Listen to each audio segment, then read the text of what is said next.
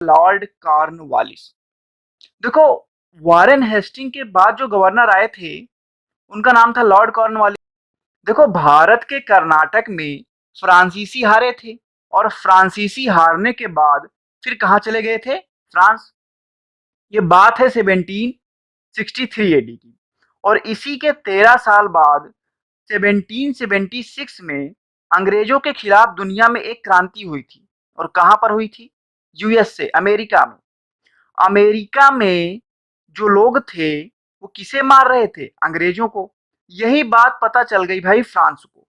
France ने तुरंत अपनी आर्मी भेजी, कहा जाओ अमेरिकन के साथ मिलकर अंग्रेजों को गिरा गिरा कर मारो, एक को मत छोड़ना। फ्रांस के लोग पहुंचे, अमेरिका के साथ मिलकर जमकर पीटा अंग्रेजों को, अमेरिका को स्वतंत्र करा दिया। अगर फ्रांस नहीं पहुंचता तो क्या अमेरिका स्वतंत्र होता? नहीं होता। भारत की हार का बदला जाकर कहां चुकाया इन्होंने? अमेरिका में। और उस समय अमेरिका में सबसे ज्यादा जो थे पिटने वाले ब्रिटिश ऑफिसर का नाम क्या था? कॉर्नवालिस, यही था।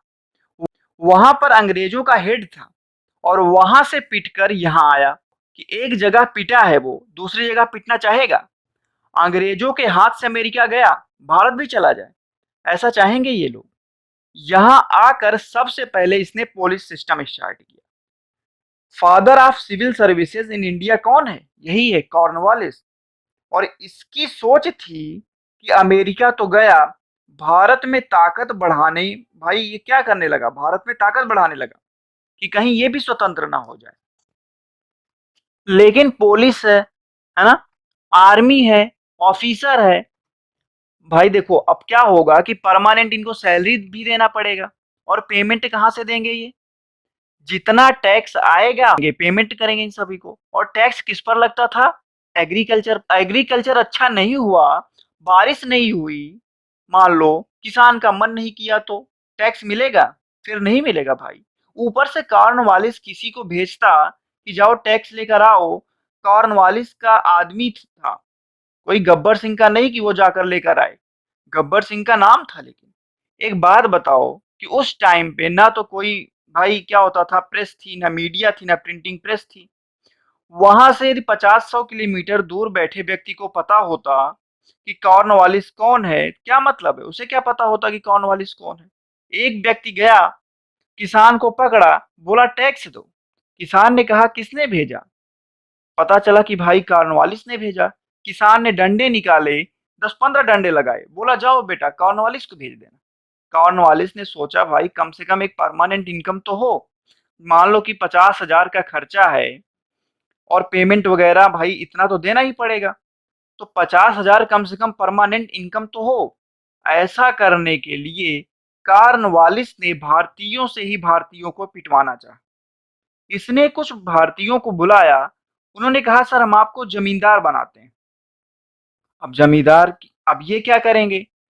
अब देखो यहाँ पे उन्होंने बताया कि आपको हम बहुत सारी जमीन देंगे, इसमें से 11 रुपए के बराबर आपको टैक्स क्या होगा, मतलब रिकवर करना पड़ेगा, आपको टैक्स इस जमीन से वसूल करना पड़ेगा।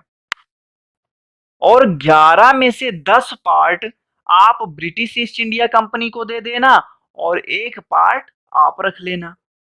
मतलब कि मान लो 1,10,000 की इनकम हुआ तो टैक्स के रूप में तो अंग्रेजों को कितना मिलेगा? 1,00,000 रुपए। और जमींदार को कितना? 10,000 रुपए। और जमींदारों से कहा कि समय होते ही दे देना।